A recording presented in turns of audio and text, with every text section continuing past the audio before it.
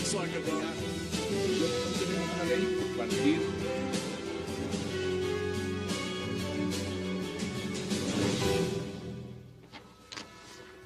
Bienvenidos a 360 grados, una visión global de la noticia, un espacio para debatir sobre todo lo que sucede en Colombia y en el mundo.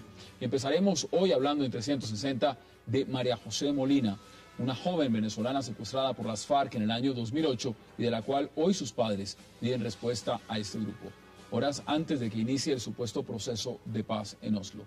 María José fue secuestrada por el Frente 33 de las FARC en San Antonio del Chairá.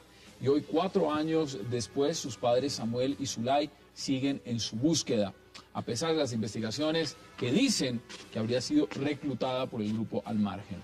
Se trata de un caso espeluznante. Y nuestro segundo tema serán los diálogos de paz entre el gobierno Santos y las cabecillas de las FARC, que en pocas horas arrancarán en Oslo, donde la gran pregunta es si al fin se logrará abrir la puerta de la paz para Colombia.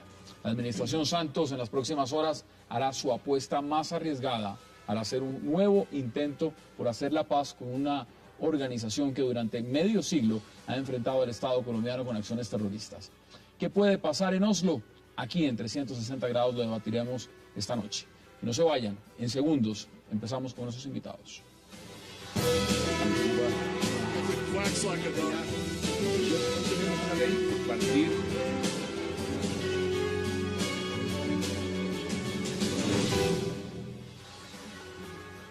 Empezamos de inmediato este debate sobre el caso de María José Molina, una joven venezolana secuestrada por las FARC el 26 de junio del 2008 en territorio venezolano. Y para hablar de este drama, le doy la bienvenida a sus padres, a Zulay Contreras y a Samuel Molina. Bienvenidos y gracias por aceptar esta invitación. Buenas noches, gracias. Bienvenido, Zulay. Mire, Samuel, corrijo, fue en San Cristóbal, Estado Táchira, donde fue el secuestro. Sí, en una granja de... Mire, esto es un tema de una gran coyuntura y un tema además que no solo hay que mirarlo en el aislado hecho de un secuestro. Es el secuestro de una joven venezolana, en territorio venezolano, por una organización terrorista como las FARC, que se sienta el día de mañana a negociar con el gobierno colombiano un proceso de paz. ¿Cómo fue ese secuestro? Brevemente, porque quiero aprovechar esta entrevista con ustedes al máximo. ¿Y cuánto tiempo lleva su hija María José secuestrada por las FARC? Bueno, el secuestro fue, como lo dijimos, en San Cristóbal, Estado Táchira, una granja que habíamos comprado hace 8 meses, vivíamos ahí.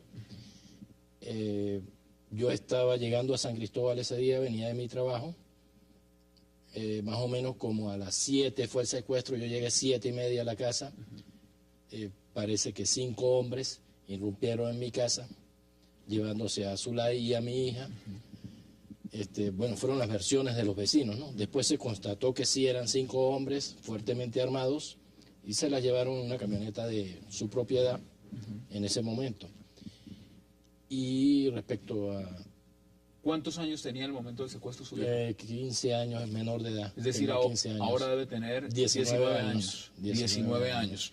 ¿Cuánto tiempo estuvo usted, porque usted estuvo secuestrada, Zulay, con su hija, cuánto tiempo estuvieron juntas en el secuestro? Muy buenas noches. Sí, exactamente, yo estuve con María José 3 meses.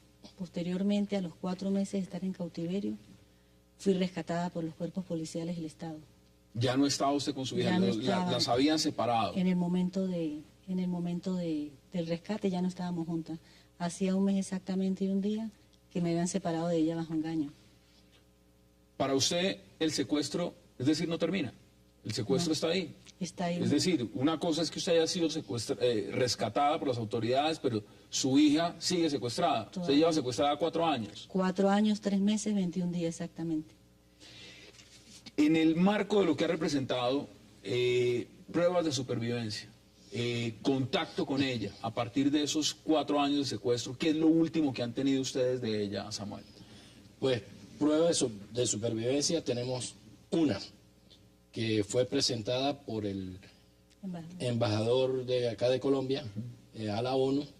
A la OEA, Hoyos. A la OEA, el embajador Hoyos, a la OEA.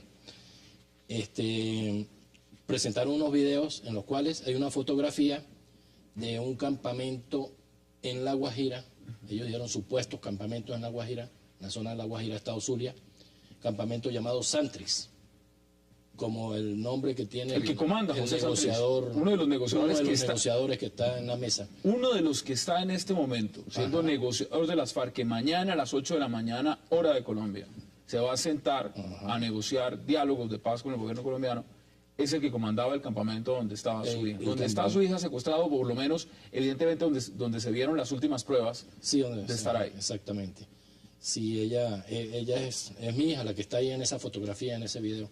¿Cómo le reconocen ustedes? ¿Por la imagen del video que presenta el embajador de Colombia en la OEA? Sí, mi esposa hizo el reconocimiento porque en ese momento ella estaba viendo televisión, fue cuando pasaron el video, y ella reconoció a María José de una vez.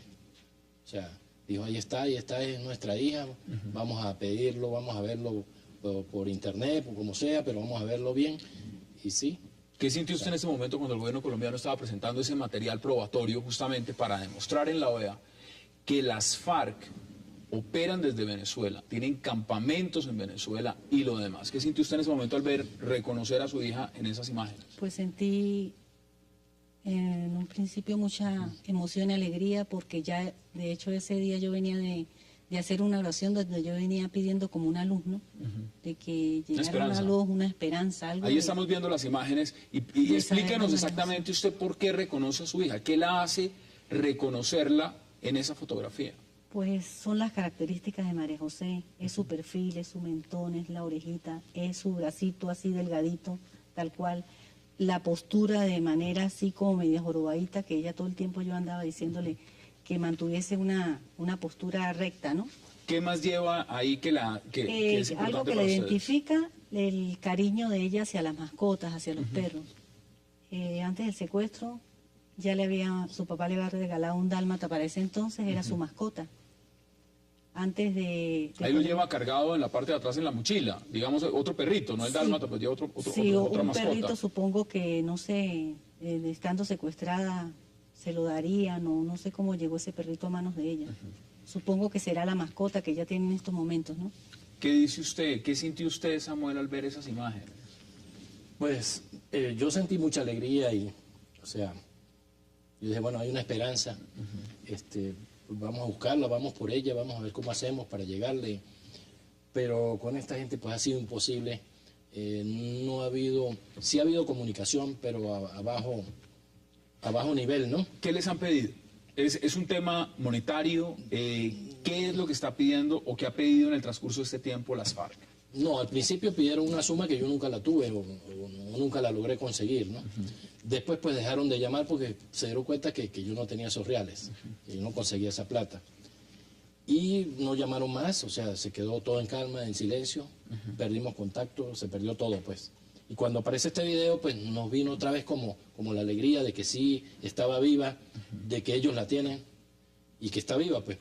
Y empecé a buscar contactos para llegar a donde ella estaba, pues. Pero ninguno fructuoso, todo imposible, trabas. O sea, nunca me dieron la oportunidad de hablar con ella o de hablar con ellos. Pasaron, qué sé yo, 3 años hasta que por fin conseguimos una reunión.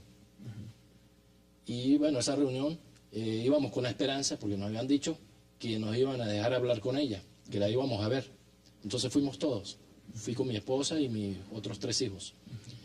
Tuvimos una reunión en la zona de Río de Oro, por un sitio que llaman La Vaquera. Exactamente. Todo estamos hablando. Frontera Venezuela con Colombia. Ajá. La reunión fue del lado de Venezuela, en La Vaquera, exactamente. Sorpresa para nosotros porque salió un segundo comandante, y nos dio un saludo, y nos dijo que un saludo afectuoso de parte de la FARC, que él venía en representación de la organización y venía a hablar con nosotros. Pero nosotros íbamos porque íbamos a ver a María José. Claro. Nos iban a dar el chance de hablar con ella para aclarar la situación. Y entonces pues el hombre pues no nos traía nada. ¿Nunca la vieron? No la vimos, fue como un engaño. ¿Otra mentira? Yo creo, sí, así lo veo, como otra mentira. Bueno, estuvimos hablando bastante, como más o menos 2 horas, intercambiando pues palabras ahí. Hubo un momento que él dice, se parece a ella, a la otra hija mía. Dice. Sí, él dice, se parece a ella. Sí, pero fue que me dijeron. O sea, no lo había visto. Pero la persona que le dijo no estaba ahí para decirle, sí es ella, ¿no? O sea, él sí la ha visto. Porque, o sea, está diciendo... Las investigaciones hasta el momento, porque evidentemente, ¿qué les han dicho ustedes las autoridades en Venezuela y por supuesto también las autoridades en Colombia? ¿Qué dicen al respecto? No, las autoridades en un principio, cuando la cosa estaba recién de mi rescate, luego se dieron las investigaciones, agarraron 2 presos con otro secuestro, hubo un juicio, en todo eso, Fiscalía y eso nos han tomado en cuenta. Y nuestro llamado ha sido a través de oficios durante todos estos 4 años prácticamente hacia el presidente, ¿no?, de Venezuela para lograr una entrevista, una audiencia con él, pero hasta la fecha no ha sido posible. Y se le siguieron enviando también en diferentes momentos oficios a los ministros del gobierno, a los entes que tienen que ver con... Y tampoco, pues entonces estamos totalmente... Hay mucho silencio, no hay apoyo, no hay ayuda. En este momento, después de las investigaciones que se han llevado a cabo, por supuesto, de manera personal por parte de ustedes, porque las limitaciones son muy grandes, aquí no solamente hay un secuestro, aquí hay reclutamiento forzoso. Sí, es un reclutamiento forzoso y es un crimen de lesa humanidad. Y es un crimen internacional porque ella es venezolana, nosotros somos venezolanos. Es una organización terrorista que opera en otro país, sí, que secuestra en otro país y que recluta forzosamente a menor de edad en otro país para reclutarlo en sus fuerzas. Pero hay un tema también muy de fondo y es el siguiente. ¿Qué siente usted como madre cuando ve uno a los negociadores, y en este caso el señor Santrich, que hoy está a punto, a horas de sentarse en Oslo a negociar con el gobierno colombiano, y ellos dicen que ellos no tienen secuestrados, porque eso es lo que han dicho, que ellos no tienen secuestrados, ellos no secuestran desde hace mucho tiempo y no tienen secuestrados? Usted como madre que vivió ese secuestro, que la separaron de su hija, que sabe que está ahí, ¿usted qué siente? Pues siento impotencia, ¿no? Porque realmente están mintiendo, y yo soy el vivo testimonio de que están mintiendo, porque fui secuestrada, ellos se presentaron como SAR, y está lo del video, las muestras ahí precisas y exactas. Y entonces, pues, tenemos una invitación a Cuba, y si es probable y se da esa invitación por parte del señor Ervin Hoyos, que van a ir varias madres a reclamar a sus víctimas, pues, a sus secuestrados y desaparecidos. Es que en Colombia el tema de los secuestrados se han congregado, han hecho marchas, han visto exactamente, se han reunido. El tema de que vengan ustedes desde Venezuela, que sea tan puntual el caso de decir, mire, es que a nosotros esto no nos ocurrió en territorio colombiano, esto nos ocurrió en nuestro país, en Venezuela. Sí, en Venezuela. Nos reunimos con un comandante de las FARC en territorio venezolano, y aparte de eso, quien comandaba ese comando, ahora se va a sentar en unas horas a negociar con el gobierno de Colombia los diálogos de paz, la supuesta paz. Vamos a hacer una pausa y ya regresamos aquí en 360 grados para seguir hablando del caso de María José Molina, una joven venezolana secuestrada por las FARC en Venezuela hace 4 años. Y aquí están sus padres, no aparece todavía. Ya volvemos, no se vayan.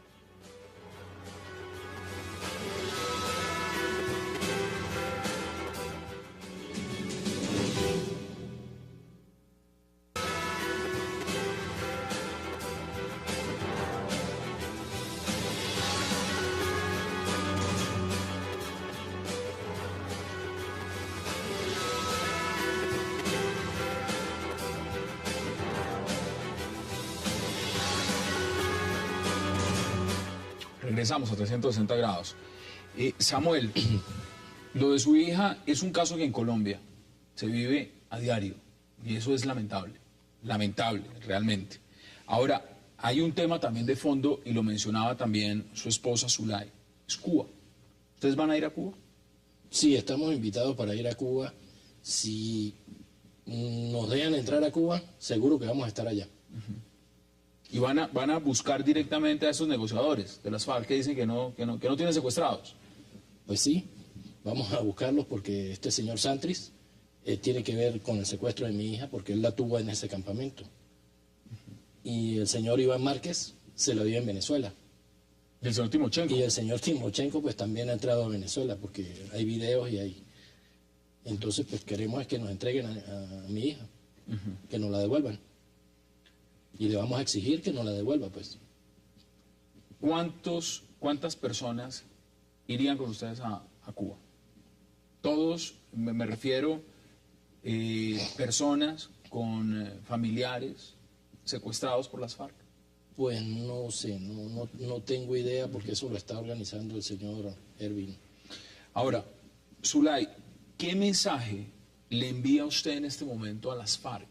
Las FARC se van, repito porque esto es coyuntural y apenas termine este debate, esta entrevista con ustedes, nos vamos a sentar como lo hemos hecho ya en varias oportunidades aquí en esta mesa, con varios generadores de opinión en Colombia, hablar de lo que significan estos diálogos de paz para el país. Y esto es un momento coyuntural por todos los elementos que hemos venido contando y narrando desde que empezó este programa. ¿Qué le dice usted a los miembros de FARC en este momento con respecto a su hija? Bueno, con lo respecto a María José, pues diría que si están hablando de paz precisamente, tienen que comenzar con buen pie, porque comenzaron mintiendo, diciendo que no tienen secuestrados, y evidencia exacta el secuestro de mi hija, el video, el hecho de yo haber sido también víctima de secuestro junto a ella. Pues decirles que empiecen con la verdad, pues, y exigirles la liberación de María José, que la entreguen porque sabemos y estamos completamente seguros que ellos la tienen. Que está retenida por que está retenida por la fuerza, porque no está por voluntad propia, porque ella fue secuestrada. Ellos dicen que no secuestran, que quienes están ahí en las filas de la FARC es por voluntad propia. Y mi hija fue secuestrada, siendo una menor de edad de apenas 15 años de edad, tenía 4 meses de haber cumplido sus 15 años de edad. Y entonces exijo la liberación de María José, y para que realmente se logre la paz, pues, porque a pesar de que es una niña venezolana, pues estamos aquí precisamente porque ellos son de este país colombiano y les exigimos. ¿Usted cree que puede haber paz, diálogos de paz, o sentarse a negociar una paz justa con secuestrados? No lo creo. No lo veo posible. Mientras siga la mentira, no ¿Qué piensa usted, Samuel? ¿Usted cree que puede haber una paz justa, una reconciliación, cuando se sientan a la mesa y niegan los secuestrados? Es un poco difícil creerles, ¿no? Pero si ellos se sinceran y aclaran todos los puntos, pienso que sí puede haber la paz. Y debería ser bueno porque Colombia lo necesita. Pero ya estamos viendo que la paz en Colombia los afecta directamente a ustedes en Venezuela. O sea, el tema en Venezuela ya, la frontera prácticamente en el tema de FARC no existe. Cruzan, entran, secuestran, hacen lo que les da la gana. Entonces, en ese mismo marco, Venezuela es uno de los países mediadores también. Es uno de los países garantes en este proceso de paz. ¿Usted ve que ahí hay un rol muy importante que se está jugando también de parte de su país? Sí, sí. Sí hay un rol muy importante. Y, o sea, yo a veces no entiendo al presidente cuando habla de paz o de mediar la paz, cuando no busca que tengamos paz en nuestro país, que no hayan secuestros. Si él está, digamos, ayudando a la FARC para conseguir la paz, pues debería de ayudar a las víctimas venezolanas para que recupere a sus familiares. ¿Eso se ha hecho en este momento? No se ha hecho, porque él todavía no nos ha atendido el llamado que le hemos hecho. En muchas oportunidades le hemos hecho el llamado. ¿Cuántas veces han tratado ustedes de contactar justamente para eso? Porque ha sido mediador para liberaciones de secuestros en Colombia en varias oportunidades. ¿Por qué no lo ha hecho con los connacionales, con sus nacionales? Eso es lo que no entendemos en Venezuela. Ninguno de nosotros lo entendemos. Y al presidente pues se le han enviado más de 5 oficios, que sé que le han llegado a Miraflores. Zulay, en el tema fundamental que es la paz, porque eso es lo que se está jugando Colombia en la agenda, también hay unas restricciones, por lo menos en el tema de a los medios de comunicación se les ha pedido en Colombia que tengan prudencia con el tema de las FARC, de no señalarlos muy duro con el dedo, de no ir a tildarlos prácticamente de lo que estamos haciendo esta noche y decir lo que son, y es que son secuestradores. de mantener una posición más o menos centrada y pausada, porque la paz es muy importante para Colombia, y entonces pareciera que estos temas deberían de tocarse mucho más de manera ligera. ¿Usted qué opina al respecto? ¿Se debería entonces no hablar de secuestrados y omitir el tema mientras se negocia la paz en Oslo, se negocian los diálogos? No, no podemos. Precisamente de eso se trata, de hacer ver, o sea, que el mundo se entere de la realidad, que si hay secuestro, que si tienen gente secuestrada. Y entonces no puede basarse en tapar lo que está a la vista. Mucho se ha especulado, Samuel, y esta noche lo vamos a debatir también, y lo hemos debatido con anterioridad. Y es que un proceso de paz con las FARC no puede ser completo si las víctimas no están sentadas en la mesa. Ustedes representan a las víctimas, ustedes representan a los familiares de los secuestrados, de quienes llevan como su hija 4 años o muchísimo tiempo más retenidos por su voluntad. Repito, acá hay reclutamiento forzoso. ¿Ustedes creen que como parte fundamental de un proceso de paz, a pesar de que son venezolanos, ustedes deberían tener una representación directa en esos diálogos? ¿Las víctimas deberían tener una representación directa? Sí, por supuesto, porque si se está hablando de paz y se está hablando de justicia, pues tiene que haber justicia. Las víctimas tienen que estar presentes para esa negociación de paz, porque es un punto que yo pienso que debe ser uno de los principales de tratar, porque ellos secuestran y aparte de los secuestros hacen muchas cosas más. Lo más grave no solamente es que secuestran, es que niegan el secuestro. Y lo están negando, que es lo que no me gusta de este señor Santrich, que está saliendo y que dijo que no tenía secuestrados. Y ahí está una prueba de que sí hay secuestrados y que estaba en ese campamento. Es una prueba viva de que estaba. Campamento que él dirige, que lleva su nombre. No, ya no existe. Ya no existe. Ya no existe. ¿Qué dice usted en este momento? Y le preguntaba, Zulay, porque una cosa es enviarle un mensaje a las FARC, pero aquí viene una parte también muy importante. ¿Qué mensaje le envió usted a su hija? Porque las posibilidades de que su hija la vea también existen. Y sabe evidentemente que ustedes la están buscando. ¿Cuál es el mensaje que usted como madre, después de 4 años, le envía también a su hija? Pues a María José sigo insistiendo, lo que he venido insistiendo durante prácticamente 1 año en Voces de Secuestro, con la oportunidad de un mensaje, diciéndole que jamás olvide que tiene una familia que la está esperando, que siga teniendo esa fortaleza que la tiene ahí, pues que la ha mantenido, y creo que ha aumentado su fortaleza, porque es una niña muy fuerte, que no pierda esas esperanzas, esa fe que tenemos de estar de nuevo, que esté de nuevo con nosotros, y fe, o sea, que mantenga esa fe viva, que no sé, que yo supongo, o sea, supongo no, ya sé, o sea, siento que eso está muy cerca. Y darle mucho ánimo, pues. ¿Qué mensaje le envía usted como padre a su hija? Bueno, que la amo mucho, que la quiero, que la estamos esperando, que tenemos la fe de que ella va a volver y hay la esperanza de que ella va a volver. No sé qué día, pero va a volver porque nos la tienen que devolver. Ella no tiene por qué estar secuestrada, porque ella no es de este conflicto de Colombia. Ella es venezolana y no tiene por qué estar en sus filas si está en sus filas, porque ella es secuestrada y es una menor de edad. Ustedes la tienen obligada a estar allá. Entonces, yo le pido a la FARC que me den una entrevista con mi hija y si ella me dice que se quiere quedar allá, pero sin amenazas y sin presión, con mucho gusto, yo dejo esto quieto. Pero que ella me lo diga personalmente a mí. Ahí está, y mañana justamente están los negociadores de las FARC con los negociadores del gobierno colombiano en Oslo, y este señor, Santrich, está sentado en esa mesa, es uno de ellos. Quiero agradecerle mucho, Samuel Molina, por haberse sentado en esa mesa. Y Gracias. por supuesto también Zulay Contreras por contar esa historia y por darle relevancia a lo que significa el tema de las víctimas. Tema fundamental en el proceso de diálogo de paz entre el gobierno de Colombia y las FARC. Vamos a hacer una pausa y ya regresamos aquí en 360 grados para adentrarnos de más en el tema de fondo que significa, por supuesto, las negociaciones, el diálogo entre el gobierno colombiano y las FARC en Oslo. No se vayan, ya regresamos.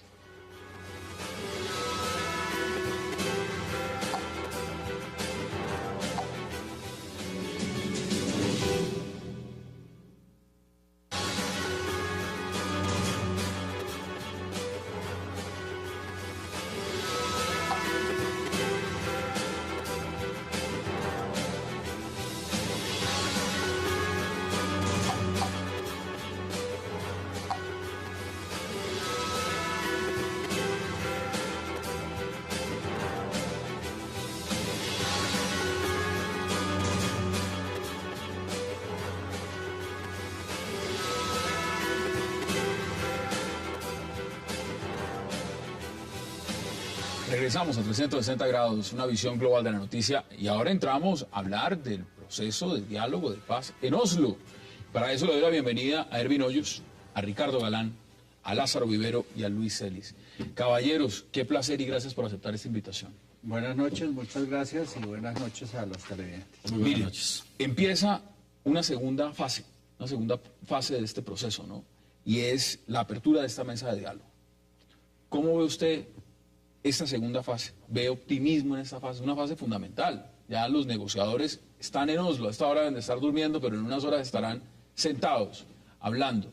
¿Cómo ve usted este proceso, Ricardo? Como con mucha expectativa, como esperando que salga bien, esperando que sea claro y que nos mantengan debidamente informados a todos los colombianos de las decisiones que se tomen y si pueden, que nos pregunten si estamos de acuerdo o no.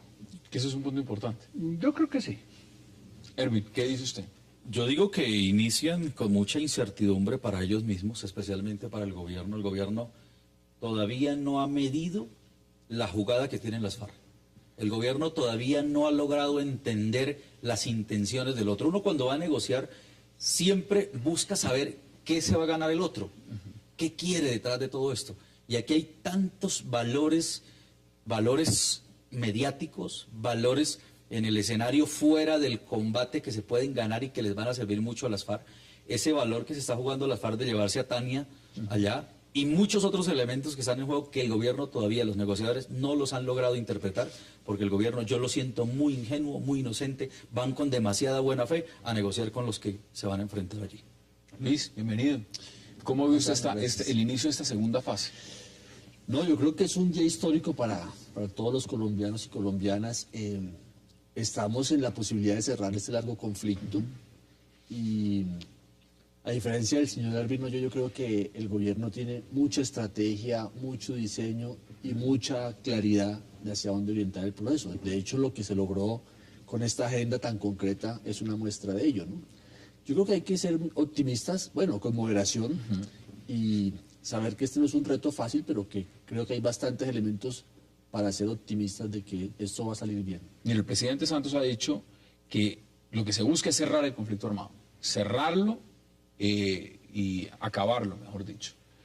Lázaro, bienvenido. ¿Cómo ve usted esta segunda fase? Inicia una segunda fase. Hassan, buenas noches a todos, buenas noches. Pues yo quiero jugarle a que vamos por buen camino y que la paz se pueda dar. Pero lo que sí quisiera saber es cómo se hizo la primera parte, porque el país no sabe qué pasó.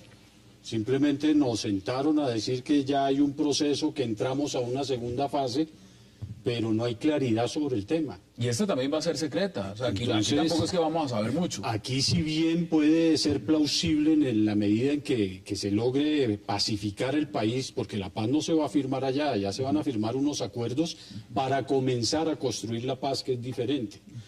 Sin conocer la primera fase, quisiéramos primero conocerla y después conocer la segunda fase, que aquí hay mucha gente interesada en saber cómo se está haciendo la negociación, qué compromisos hay del Estado colombiano, qué compromisos hay del grupo guerrillero, y acuérdense que la paz no es solamente entre la FARC y el gobierno, sino que hay otros actores que deberían estar involucrados en ese proceso. ¿Qué dicen ustedes cuando ya se empieza a mirar? Porque cuando uno se sienta a hablar, a dialogar, pues ya hay una agenda, hay unos puntos, y ya los hemos visto, sabemos cuáles son. Pero ahora también, aparte de esos puntos, hay un debate que se está dando también ya en Colombia, y es temas, por ejemplo, de extranjerización de la tierra. Ya pasó el primer debate acá, y eso también pone en contexto lo que significa el tema agrario que se va a discutir en Oslo. ¿Cómo ve usted ese punto? A mí me sorprendió la noticia o el discurso del ministro de Agricultura. Uno, porque no sabíamos que estuviéramos en ese plan, y dos, porque me parece de una imprudencia. O sea, uno, el día antes de sentarse a negociar con las FARC, cuyo principal tema es el agrario, ¿cómo es que les dice que va a vender la tierra y que la va a vender a los extranjeros? Ahora, no nos dijo a cuáles extranjeros. ¿Qué dicen Entonces ustedes? habrá que ver quiénes son los interesados. ¿Y cómo se está utilizando la tierra en el país? Porque estamos viendo grandes extensiones de tierra cultivable que como tú dices es precisamente uno de los temas álgidos a tratar con la guerrilla, y resulta que, por ejemplo, los cultivos de palma son cultivos de grandes extensiones que uno no sabe de quién son en este momento. Y lo mismo está sucediendo con la minería. Si vemos 10.000 licencias para exploración y explotación de minería, ¿de quién son? ¿Para dónde van? ¿Qué papel juegan las multinacionales? Entonces, ¿qué pasa? ¿De qué se puede hablar en el tema agrario si estamos hablando en dos direcciones distintas? A mí me pareció, como digo, imprudente y poco serio el gobierno. Me parece que primero arregle con las FARC, si esa es la prioridad nacional, como es el cuento que nos están echando. Primero resuelva ese problema, porque hay que ver qué compromisos quieren las FARC sobre eso. Hay muchos campesinos que están interesados en ese tema, y después, y mire a ver qué queda, si es que los colombianos queremos vender. Es que pareciera que fuera el dueño de la finca manejándola, y no es una finca. A mí me da la impresión con el Congreso, es como si el Congreso tuviera ya un orientador y quien fuera diciéndoles qué leyes hay que aprobar. El Congreso va muy adelantado frente a los diálogos, está preparando un terreno. ¿Hasta dónde esa preparación de ese terreno va tan adelante que después tendrán que reversarla porque eso no es lo que quieren las FARC? Marco legal para la paz, es un ejemplo. Claro. Ejemplo clarísimo. Estamos viendo otro capítulo de lo que es. Ustedes no han recibido un email en estos días. Está circulando un email en el cual hay montado un discurso según el cual las FARC y el gobierno ya tienen un acuerdo, y en lo que entramos ahora es en la socialización del acuerdo, al mismo tiempo que el gobierno vía Congreso va sacando lo que acordó con las FARC. O sea, lo que estamos en otras palabras, ya está el acuerdo. Y cuando uno mira el texto del mail con lo que está pasando en el Congreso, incluida la ley que sacaron hoy, no le falta razón al email.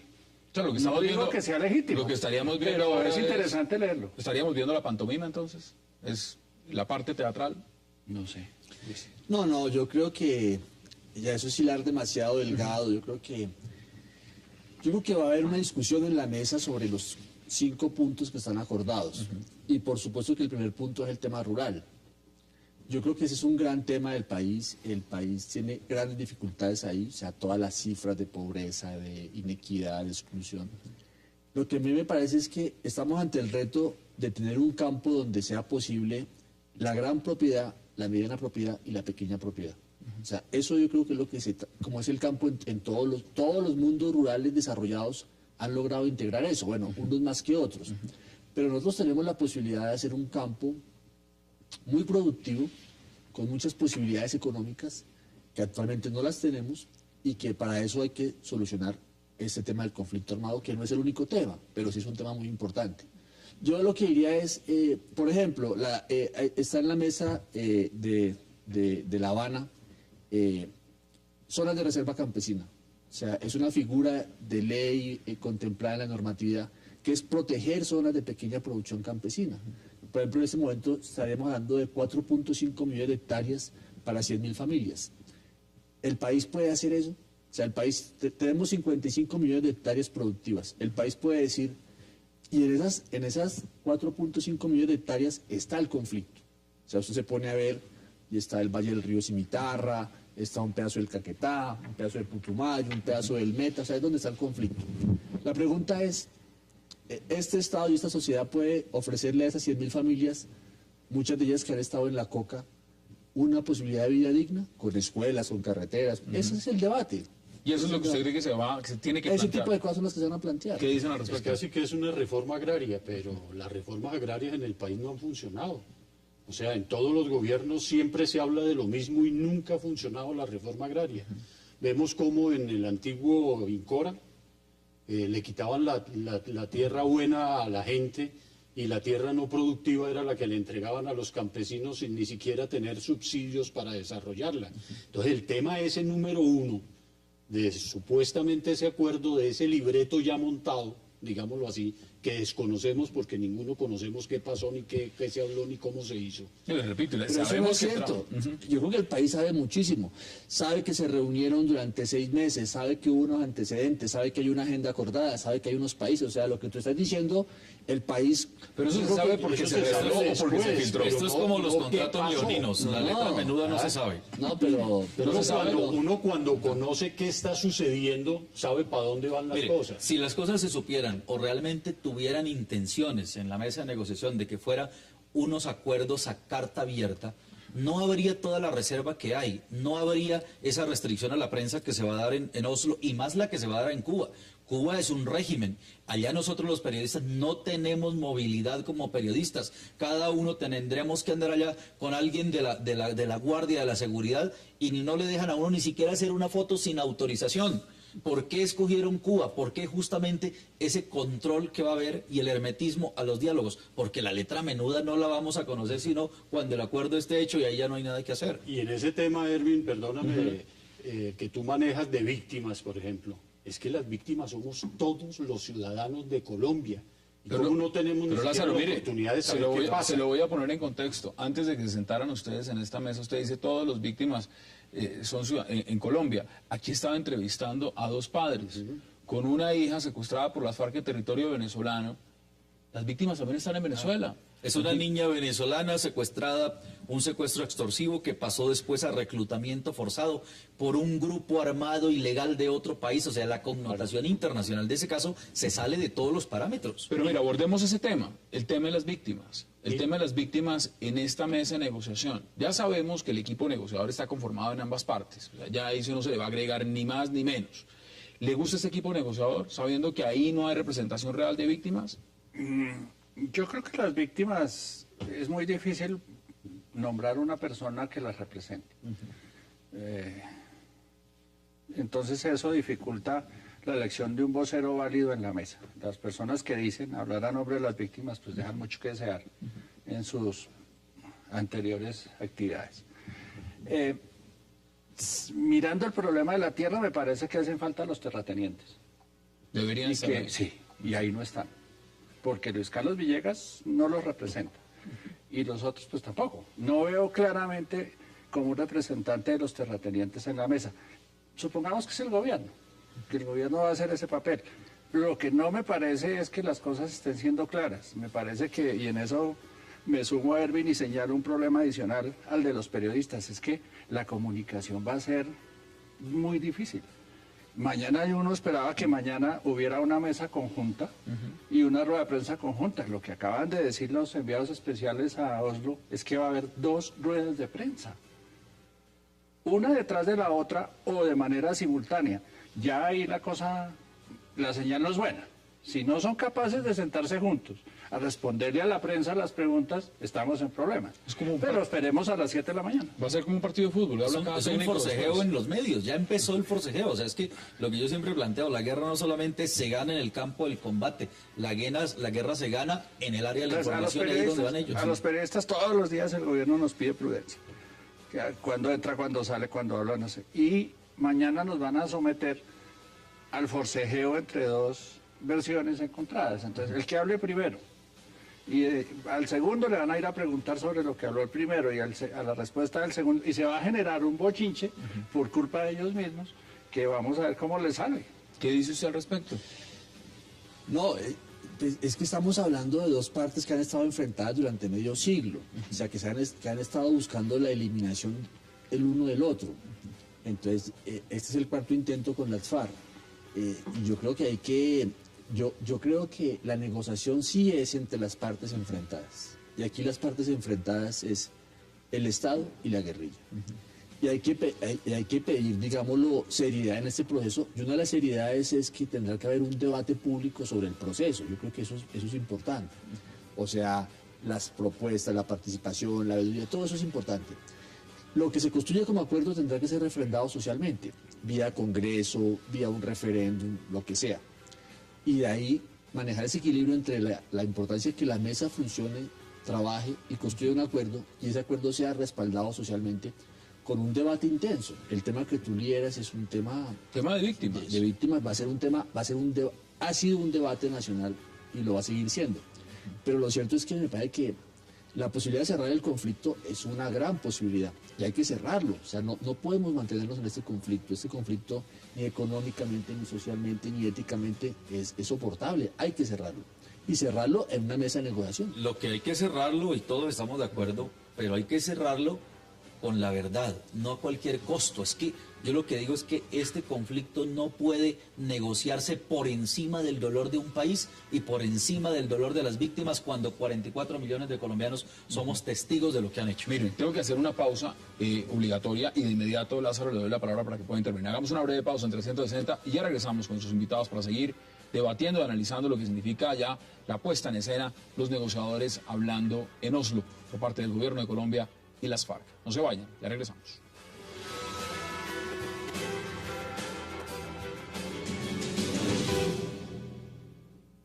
Bajo el liderazgo del presidente Santos salimos ahora, lo hacemos con esperanza, con optimismo moderado. No queremos crear falsas expectativas, pero sí creemos que hay elementos estructurales que permiten abrigar la esperanza y la idea de que traeremos buenas noticias para Colombia. Ahí está las declaraciones del jefe del equipo negociador de Colombia. Lázaro, tiene la palabra. Pues optimismo moderado, eso dice mucho. Yo juego a eso, aunque tengo muchas ansias de que la cosa funcione, pero tenemos que ser moderados. Y en el tema, por ejemplo, de las víctimas, Erwin, pues es que no solamente son las víctimas de la FARC, aquí hay víctimas del paramilitarismo que nadie habla de ellas, hay víctimas hasta del propio Estado con aquello de los falsos positivos y demás, que creo que hace todo un conjunto para poder hablar de paz en el país. Por eso yo siempre estoy invitando a que tenemos que buscar unos mecanismos diferentes a solamente hablar con un grupo, sino que tienen que estar todos. Si no, pues queda no la mesa con la pata coja de este tema con la FARC, sino del tema realmente del conflicto en el país. Si se habla con la FARC, quedan unos actores violentos como las BACRIM, que no son otra cosa que la violencia del propio Estado, como lo haya reconocido la Corte, en el sentido de que los ha señalado como actores violentos patrocinados y salidos del propio Estado, y los otros grupos. Entonces aquí no podemos hablar de paz ni de solución del conflicto si solamente se habla con uno. Tiene la palabra. Ahí, sobre todo, teniendo en cuenta que existiendo tantas víctimas, se haya generado ya, desde este mismo momento, una discriminación tácita a las mismas víctimas. Porque es que ya inmediatamente, como se sabe, que ese es el talón de Aquiles del proceso de paz. Las dos partes, las FARC, no quieren hablar de víctimas. Y el gobierno es como si dijera, por ahora no toquemos eso porque tenemos que avanzar. Erwin, pero perdón, lo interrumpo. Las FARC no es que no quieran hablar de víctimas. Han dicho que ellos son las víctimas. Claro, que ellos son encima de eso víctimas. aparecía Granda diciendo, nosotros nunca le hemos causado dolor a nadie. Qué cinismo tan salvaje. Y lo peor es que le hacemos eco a eso y nadie en el lado de la negociación les ha puesto un alto a decir, pero ustedes de qué están hablando. En esta mesa el que hace las preguntas es Hassan, pero es que se me ocurrió una. Adelante, láncela. ¿Y para quién? Que yo oigo mucho hablar de las víctimas, pero no tengo claro qué es lo que quiere la sociedad que hagamos con las víctimas. Porque como dijo Viveros, pues, víctimas somos todos. ¿Qué esperan ustedes que el Estado, los paramilitares y los guerrilleros hagan con las víctimas? Yo le he hecho esa pregunta a muchas madres, yo me muevo... ¿Qué esperan ellas? Exactamente, entonces yo les preguntaba, bueno, nosotros tenemos que sentar una posición, y hablo de nosotros porque yo fui secuestrado por las FARC y a raíz de eso estoy metido en todo esto. Entonces yo les decía, ¿cuál es la posición? ¿Qué queremos? El gobierno va a hacer un proceso de paz en donde no va a meter a Timochenko ni a su combo a la cárcel. Pues, ¿qué pedimos? Entonces las señoras dicen, yo quiero que me den los restos de mi hijo para enterrarlos y que me digan por qué lo mataron. ¿Eso qué se llama? Verdad. Exacto. Eso se llama verdad. Las víctimas tienen una condición casi que sublime dentro de la sociedad que a pesar de que han sufrido tanto, no tienen rencor por el victimario. Lo único que quieren es que le entreguen esos restos y saber por qué lo hicieron. Saber qué pasó con ese ser querido. Preguntas tan elementales como, ¿sufrió? Cuando yo voy a hacer búsquedas en las fosas y traemos los restos, lo primero que me preguntan las madres dicen, don Erwin, ¿usted cómo encontraron los restos? ¿Usted sabe si a él lo torturaron? ¿Si a él sufrió? Y es muy distinta la cara de una madre cuando yo le digo, tenía solamente un tiro en la cabeza. O sea, no hubo sufrimiento, aparte de la angustia, no hubo más sufrimiento. Pero cuando les decimos fue torturado, ellas entran en un dolor tan profundo, pero necesitan saber qué pasó. Mire, el tema de la verdad, porque la verdad, pues, se tendrá que poner sobre la mesa. No solamente es el tema agrario, no solamente es el narcotráfico, no solamente es los demás puntos que están en este proceso, sino la verdad. ¿Usted cree que va a haber verdad? ¿De lo que salgan en Oslo? Pues yo creo que el tema está en la agenda y es importante que esté. O sea, el tema de las víctimas, de la verdad, no está por fuera de la agenda. O sea, sería grave que se hiciera un proceso sin que el tema de la verdad de las víctimas no estuviera, pero el tema sí está en la agenda. Y yo creo que el país, la única forma en que el país puede sanar, en que podemos sanar todos, es con la verdad. Yo creo que lo que no podemos transigir, claro, la verdad también es una construcción histórica. Hay verdades de verdades. Mire, un hermano de Iván Márquez fue asesinado. O sea, entonces yo sí creo que, digámoslo, aquí se han infringido dolores desde todos los lados. O sea, aquí no hay inocentes de que uno diga, no, es acá, no, es aquí. Tú lo dijiste, el Estado, tú lo dijiste, las guerrillas, los empresarios, sin generalizar, pero digámoslo, esto es un largo conflicto de medio siglo, pero lo que sí me parece que lo que nos va a hacer sanar como sociedad es la verdad. Pero pero creemos que eso es. O sea, que estamos seguros que las víctimas solo quieren eso. Sí, ¿Seguros? Sí, yo conozco, mire, yo llevo, Ricardo, yo Porque llevo 20 años en esto. no, Erwin, pero es que si eso es verdad, el gobierno y el Congreso deberían dejar de preocuparse porque se están preocupando de lo que no es. Claro. Hoy aprobaron una ley. No lo han consultado. Están sacando normas a priori pensando que eso es lo que la gente quiere. No, pensando en lo que favorece esos diálogos allá. Ni siquiera. Eso, y están pensando en el bolsillo. Es que eso, la plata no va a alcanzar. Hoy sacaron una norma donde dejan a las víctimas otra vez por fuera y empiezan el peloteo de que eso son, como los paramilitares no pudieron o no quisieron, o no, el Estado no fue capaz de exigirles que repararan a las víctimas, entonces ya el Estado asume que los va a tener que indemnizar el Estado, pero ya empieza a ponerle condiciones de que el precio lo pongo yo, el que dice las condiciones soy yo. Es decir, no le están preguntando a la gente porque la verdad es gratis. Y miren, hay un tema... porque dolorosa para todos, pero es gratis. Hay más declaraciones. Veamos, por ejemplo, qué ha dicho Alfredo Rangel al respecto. Para el gobierno es una negociación sobre 5 puntos muy específicos, muy concretos, pero para las FARC están incluidos todos los problemas económicos, sociales y políticos del país. Una agenda tan amplia no se va a poder discutir en un tiempo tan breve como lo establece el gobierno. Y de otro lado, pues el público en Colombia no le otorga suficiente legitimidad a la guerrilla para que ella, con el gobierno, resuelva los problemas de Colombia. Mire, adelante. Pero yo creo que lo que dice Alfredo Rangel es la interpretación de Alfredo Rangel del proceso. Porque lo que dice la agenda es vamos a discutir, 1, desarrollo rural, 2, participación política, 3, la verdad y los graves crímenes, 4, ¿cierto? Cómo se reincorporan las FARC, ¿ciertos? Y 5... bueno, la ley de víctimas está de último. No, pero entonces lo que te quiero decir es, cuando Alfredo Rangel dice que aquí las FARC quiere discutir el tema del modelo de desarrollo, el tema de la economía, el tema de la salud, eso no es cierto.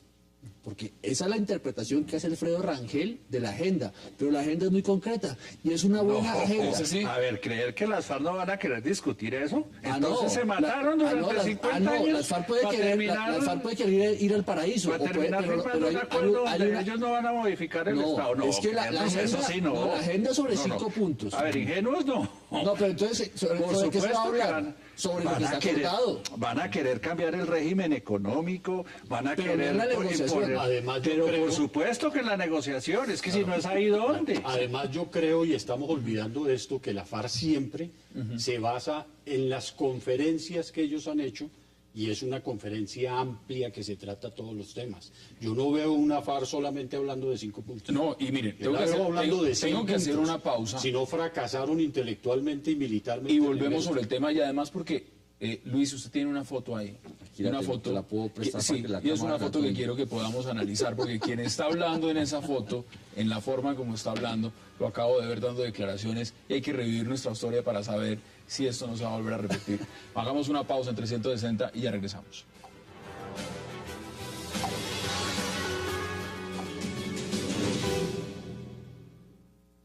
La fase 2 no es una negociación tradicional. No se trata de que el Estado entregue una serie de competencias suyas a cambio de las ideas de las FARC. Eso no sería, entre otras cosas, digno. La fase 2 es un proceso tendiente a la finalización del conflicto y el comienzo de una etapa de transformación social en Colombia, a la cual concurrirán, si esa es la decisión de la guerrilla, tanto ella como el Estado para el logro de esa paz que los colombianos anhelan. Regresamos a 360 grados. Esa imagen de Humberto de la Calle hablando me hace recordar esta que trajo Luis Celis y quiero que la podamos enfocar bien, porque ahí está este que vemos aquí parado, es Humberto de la Calle, en Caracas, junio del 91. ¿Es revivir la historia? ¿Estamos reviviendo la historia o es otro escenario y sencillamente los actores son los mismos? No, yo creo que este es el cuarto intento con las FARC, pero yo creo que en esta vez las FARC sí sabe que tiene que aplicarse a construir un acuerdo porque va camino a la derrota. Ya tiene una derrota política porque sus ideas no tienen respaldo mayoritario en la sociedad colombiana.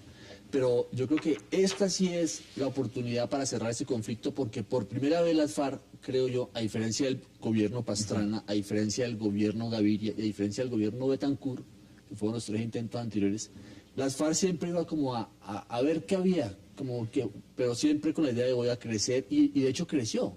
Hasta el 2002 creció, ahora ya no. Entonces yo creo que... Y esta es una foto histórica, ¿no? Humberto de la Calle instalando la mesa de Caracas, ¿no? Como ministro de gobierno.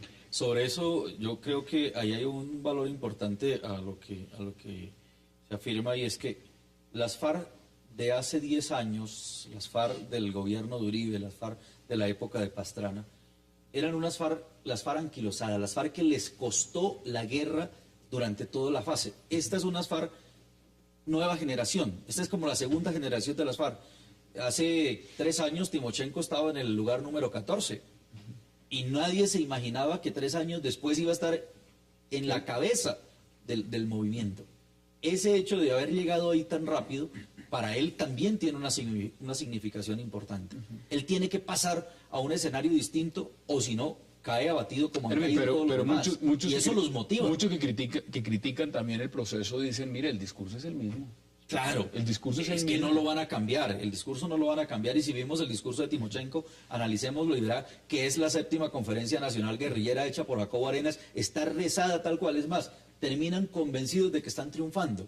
Y en eso es en lo que nosotros no podemos caer, justamente en ese triunfalismo de las FARC, y que el equipo negociador se deje inducir por la presión que genera la necesidad de paz. Y ahí es donde tenemos que trabajar todos como sociedad civil, generando la presión necesaria para que ese equipo asesor allá, en la mesa de negociación, vea a una sociedad que está vigilante sobre el proceso. ¿Cómo le parece, Ricardo, el tema de Tanya en la mesa? Es un show. Es un show, me imagino que la tienen dándole entrevistas a todos esos medios de los países europeos, mostrándola como la europea que vino a Colombia, se convenció de la justicia de la causa y decidió tomar las armas para defender a los pobres. Entonces ese cuento lo deben estar echando allá en todos los medios para lograr ganar legitimidad política, como la marcha del viernes, que era una marcha aparentemente popular que lo que quería era darle un respaldo, entre comillas, popular a las FARC para la mesa de negociación. ¿Qué dicen ustedes? Estrategia. ¿Está de acuerdo, Lázaro? ¿Es marketing? Es que, o sea, hay que analizar muchas cosas y con profundidad, porque si bien no podemos desligar de que cada uno de lado y lado está jugando con estrategias, ¿sí? Uno no sabe dónde va a parar. O sea, lo de la holandesa, eso para mí es una cosa casi que insignificante en el sentido de que los grandes problemas del país son muchísimo mayores que eso. Entonces yo creo que cada uno juega a lo que está jugando. Por ejemplo, hablamos de los 2 generales. Entonces, ¿por qué? Acuérdese de Viveros que la Unión Europea declaró terroristas a las FARC. Claro. Tania, lo que vas a decir, todo lo contrario. Pero mire, estamos hablando de 3 personajes, por ejemplo, aquí incluyendo a De la Calle, que se habla de que han entorpecido los procesos en el pasado y ahora están de negociadores. El general Mora, el expresidente Pastrana, dijo que había sido su gran piedra en el zapato porque siempre había entorpecido ese proceso del gobierno Pastrana con la FARC. Entonces uno se pregunta cuáles son las estrategias. Ahí es donde voy yo y me refiero a que deberíamos conocer ese primer paso que se ha dado para meternos en el segundo. Bueno, y la gran pregunta, ¿y cuántos muertos ha costado entonces haber torpedeado el proceso en su momento? Llevamos ahora con lo que decía acá el amigo de lo que dijo el guerrillero Cano en su momento en este libro, en esa época, que llevaban 5.000 muertos en la historia del conflicto. Y ahora hablamos de hace 10 años acá y vamos en 50.000 muertos violentamente en el país. Entonces lo que se ha producido es una espiral de violencia permanente y lo que hay que hacer es parar la guerra para comenzar realmente a construir la paz. Entonces, dos generales, Humberto de la Calle, que se le señala como la persona que torpedió en ese momento el proceso, pues a mí lo único que me indican es que esto es una estrategia para Dios no quiera, y ojalá esté equivocado, que en 6 u 8 meses el gobierno Santos va a decir se les dio de todo y tenemos toda la autoridad porque ellos no quisieron de meternos otra vez en la violencia. En el marco mismo de lo que estaba diciendo Alfredo Rangel y la interpretación que hace Luis también es muy válida y muy respetable. Ese es el análisis de Alfredo Rangel, pero eso no significa exactamente que sea el proceso. Acá hay un lapso de tiempo. Hay un lapso de tiempo que ha puesto el gobierno, 8 meses, 10 meses. Es una agenda diversa, es una agenda donde hay muchos intereses para el país, es una agenda donde difícilmente aquí en una legislatura se puede sacar una reforma. Vamos a ver si se puede negociar la paz en 8 meses. ¿Qué dicen al respecto? Es el talón de Aquiles del gobierno y es lo que el presidente Santos no ha querido entender. Es por lo que han fracasado los procesos anteriores. Es el manejo del tiempo o la conciencia del tiempo en los dos bandos. Para Santos los 14 meses son lo que le queda de mandato. O una posibilidad de prórroga a 4 años, si es que eso le sale bien, porque si eso le sale mal, adiós pues. Pero en cambio para las FARC no.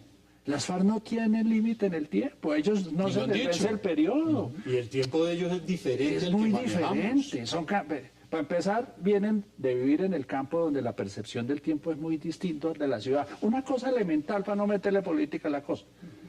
Para ellos la mentalidad es diferente. Los objetivos son los mismos desde hace 40 años. Es que había el discurso de Timochenko y eso se repite en los discursos, de pronto cambia el personaje que los pronuncia, pero el contenido es exactamente igual. Ese es el talón de Aquiles del gobierno. Y sumémosle a eso un adicional, Ricardo, y es que ellos van a tener a partir de ahora 6 años de oxígeno más con el gobierno en Venezuela.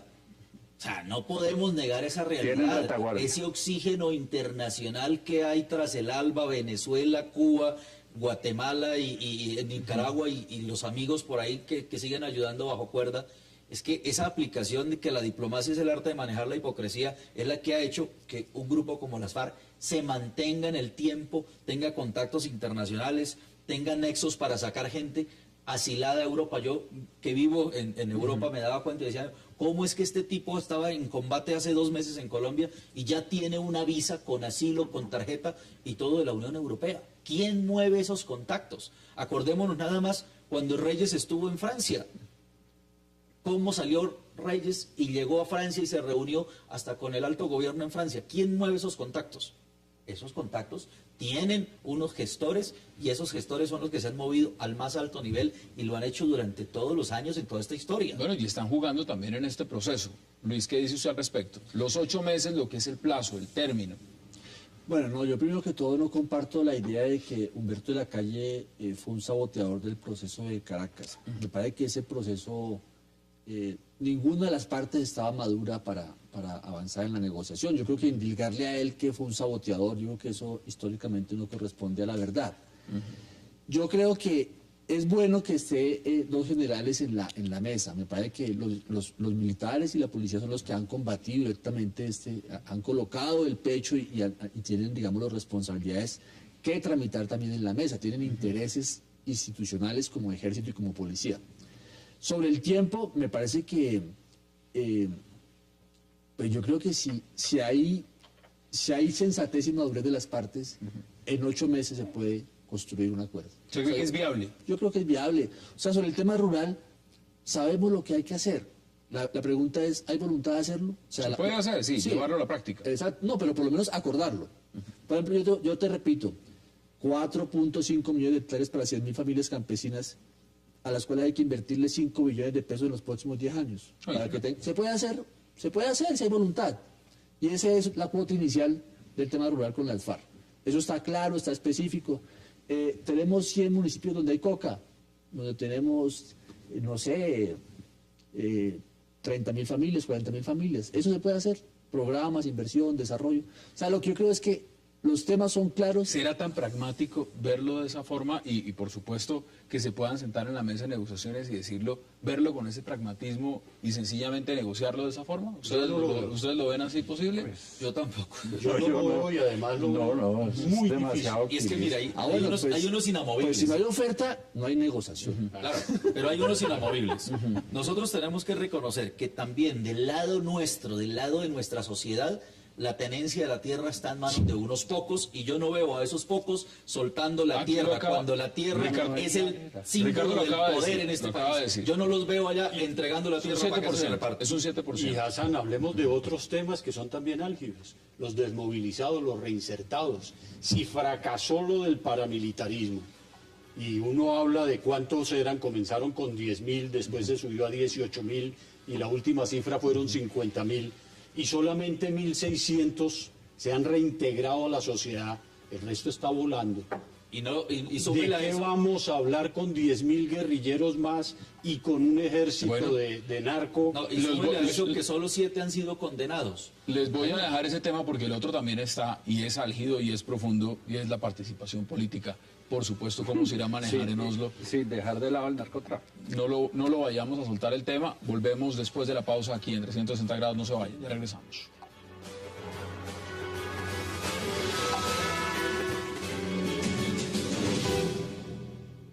Las cosas que toca resolver es qué penas y qué castigo van a recibir por los crímenes cometidos las FARC y hasta qué punto va a haber un gesto de generosidad por parte del Estado y por parte de la sociedad para perdonar parte de esos delitos. ¿Dónde vamos a encontrar el equilibrio entre perdón por un lado y justicia por otro? Eso tiene que ser resuelto. Participación en política, narcotráfico, cómo y cuál será el tiempo no solo del proceso, sino el tiempo y la paciencia de la sociedad civil y cómo participará la sociedad civil también dentro de la negociación. Ahí hay varios temas. ¿Qué dicen ustedes al respecto, Erwin? El tema de la participación en política, Colombia como sociedad, el gobierno tendrá que hacer un trabajo pedagógico para hacerle entender a esa sociedad que un día vio a unos victimarios y otro día los va a ver protegidos por el Estado, adoctrinando para que voten por ellos. Eso ya lo vivimos con el M-19 y se vivió y hubo una fatal experiencia. ¿Por qué razón? Porque ese establecimiento de verdad, en donde esa espiral de violencia no se frena con un acto de perdón, como ha ocurrido en otros conflictos, va a desarrollar, sin lugar a dudas, mayor tragedia. Va a ser muy difícil que cientos de víctimas, y yo vuelvo con el tema de las víctimas, que han visto quiénes asesinaron, quiénes desaparecieron, quiénes secuestraron a sus seres queridos, mañana los veamos uniformados, parados, muy dignos, sin haberle rendido cuentas a la sociedad y a la ley en Colombia. O sea, eso no es fácil de entenderlo socialmente. Y ahí está porque está puesto sobre la mesa. ¿Qué dice Luis? Bueno, son muchos temas, pero el que tú colocaste inicialmente de participación política, yo creo que ese es uno de los temas que ha originado el conflicto. O sea, es que nosotros hemos vivido una sociedad donde la disidencia se elimina y donde los opositores se eliminan. O sea, aquí, tanto de la izquierda como de la derecha. O sea, las FARC ha matado concejales, diputados.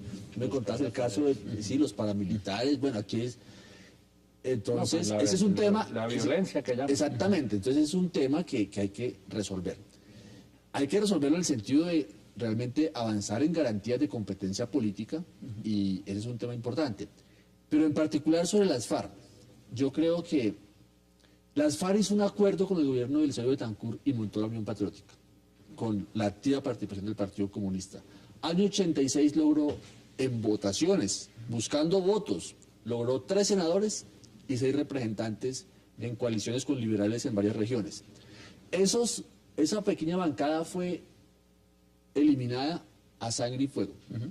Yo quiero proponerle al país que discutamos, ¿por qué no devolverle esas 9 curules, ¿cierto?, a los que las ganaron en democracia en el 86 durante un periodo, durante 12 años, lo cual implicaría una reforma al Congreso. O sea, es decir, por una favorabilidad política, en el marco de este acuerdo, ustedes van a tener sus 9 curules que tuvieron en el año 86, ¿cierto?, y ustedes se comprometen en el 13º año a competir como cualquier partido político. Pero si aquí va a haber un acuerdo, hay que construir ese acuerdo. Ya lo dijo Humberto de la Calle, o sea, aquí vamos a construir un acuerdo para luego implementarlo en la tercera fase. Entonces, yo creo que hay que darles una participación política al más alto nivel. ¿Qué dice usted? A mí de la participación en política lo que me preocupa es qué va a pasar con el perdón. Porque para que puedan participar en política tenemos que perdonarlos. Porque como está hoy la Constitución y los acuerdos internacionales, no pueden salir a participar en política de un día para otro. O si no, vamos a tener entonces que devolver a los paramilitares para que participen en política también.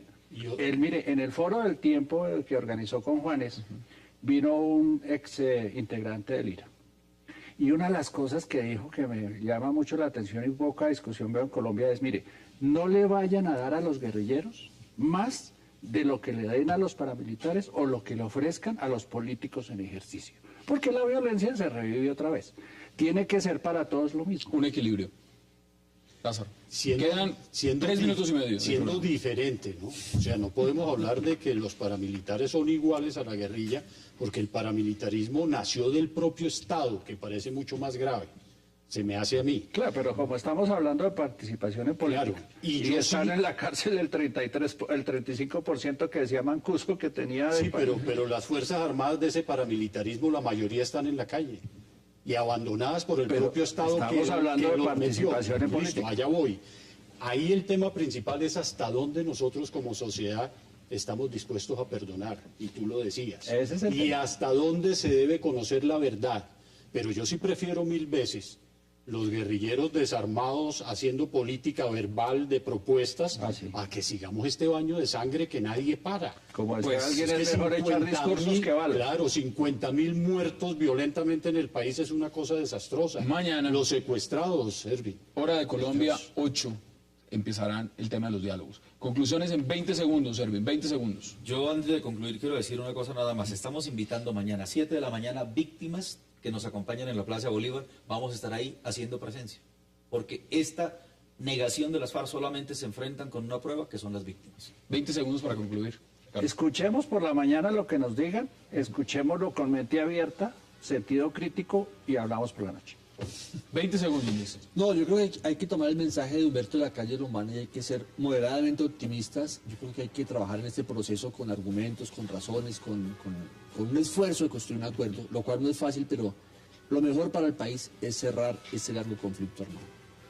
Conclusiones en 20 segundos, Lázaro. Todas las acciones que nos conlleven a buscar esa paz, para mí son plausibles. Ahí es que parar la guerra y dejar de matarnos en el país. Lázaro Vivero, Luis Celis, Ricardo Galán y Ervin Hoyos, gracias por aceptar la invitación. Y a ustedes, gracias por acompañarnos. Mañana tenemos otra cita aquí, 7:30 p.m. por Cable Noticias en 360, para seguir debatiendo la agenda política de Colombia y del mundo, que está centrada ahora en el tema de la paz. Hasta una próxima oportunidad.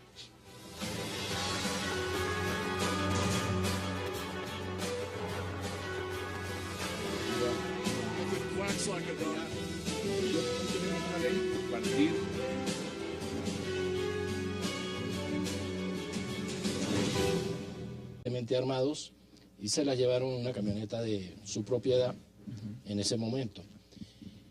Y respecto a... ¿Cuántos años tenía el momento del secuestro suyo? 15 años, es menor de edad. Es decir, ahora debe tener 19 años. 19 años. ¿Cuánto tiempo estuvo usted, porque usted estuvo secuestrada, Soledad Consuela, cuánto tiempo estuvieron juntas en el secuestro? Muy buenas noches. Sí, exactamente, yo estuve con María José 3 meses. Posteriormente, a los 4 meses de estar en cautiverio, fui rescatada por los cuerpos policiales del Estado. ¿Ya no estaba usted con su hija? No ¿Las habían separado? En el momento del rescate ya no estábamos juntas. Hacía 1 mes exactamente y 1 día que me habían separado de ella bajo engaño. Para usted el secuestro, es decir, no termina. El secuestro está ahí. Está ahí. Es decir, una cosa es que usted haya sido rescatada por las autoridades, pero su hija sigue secuestrada. Se lleva secuestrada 4 años. 4 años, 3 meses, 21 días exactamente. En el marco de lo que ha representado, pruebas de supervivencia, contacto con ella, a partir de esos 4 años de secuestro, ¿qué es lo último que han tenido ustedes de ella, Samuel? Pues pruebas de supervivencia tenemos una, que fue presentada por el embajador de acá de Colombia, a la ONU. A la OEA, Hoyos. A la OEA, el embajador Hoyos, a la OEA. Presentaron unos videos en los cuales hay una fotografía de un campamento en La Guajira. Ellos dieron supuestos campamentos en La Guajira.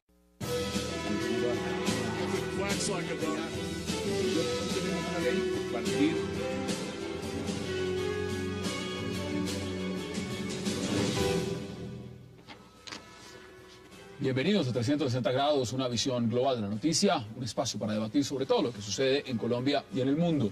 Y empezaremos hoy hablando en 360 de María José Molina, una joven venezolana secuestrada por las FARC en el año 2008 y de la cual hoy sus padres piden respuesta a este grupo, horas antes de que inicie el supuesto proceso de paz en Oslo. María José fue secuestrada por el Frente 33 de las FARC en San Antonio del Chairá. Y hoy, 4 años después, sus padres Samuel y Zulay siguen en su búsqueda, a pesar de las investigaciones que dicen que habría sido reclutada por el grupo Al Margen. Se trata de un caso espeluznante. Y nuestro segundo tema serán los diálogos de paz entre el gobierno Santos y las cabecillas de las FARC, que en pocas horas arrancarán en Oslo, donde la gran pregunta es si al fin se logrará abrir la puerta de la paz para Colombia.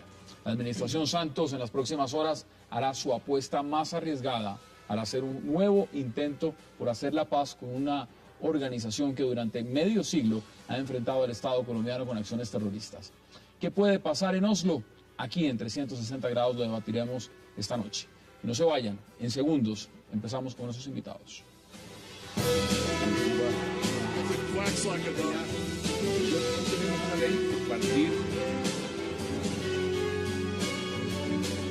La zona de La Guajira está Zulia, campamento llamado Santrix, como el nombre que tiene el que comanda el José negociador, Santrix, uno de los negociadores que está en la mesa. Uno de los que está en este momento siendo negociador de las FARC, que mañana a las 8 de la mañana, hora de Colombia, se va a sentar a negociar diálogos de paz con el gobierno colombiano, es el que comandaba el campamento donde estaba su hija. Donde está su hija secuestrado, por lo menos, evidentemente, donde se vieron las últimas pruebas de estar ahí. Exactamente.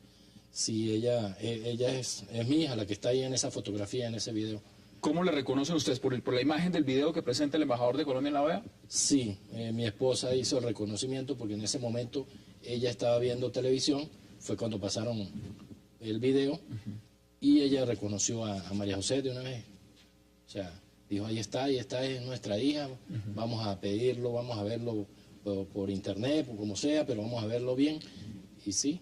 ¿Qué sintió usted en ese momento cuando el gobierno colombiano estaba presentando ese material probatorio justamente para demostrar en la OEA que las FARC operan desde Venezuela, tienen campamentos en Venezuela y lo demás? ¿Qué sintió usted en ese momento al reconocer a su hija en esas imágenes? Pues sentí en un principio mucha emoción y alegría porque ya, de hecho, ese día yo venía de hacer una oración donde yo venía pidiendo como un alumno, de que llegara una luz, una esperanza, algo. Ahí estamos viendo las imágenes y explícanos exactamente usted por qué reconoce a su hija, qué la hace reconocerla en esa fotografía. Pues son las características de María José, es su perfil, es su mentón, es la orejita, es su bracito así delgadito, tal cual, la postura de manera así como media jorobadita, que ella todo el tiempo yo andaba diciéndole que mantuviese una postura recta, ¿no? ¿Qué más lleva ahí que es importante algo que para le ustedes? identifica el cariño de ella hacia las mascotas, hacia los perros.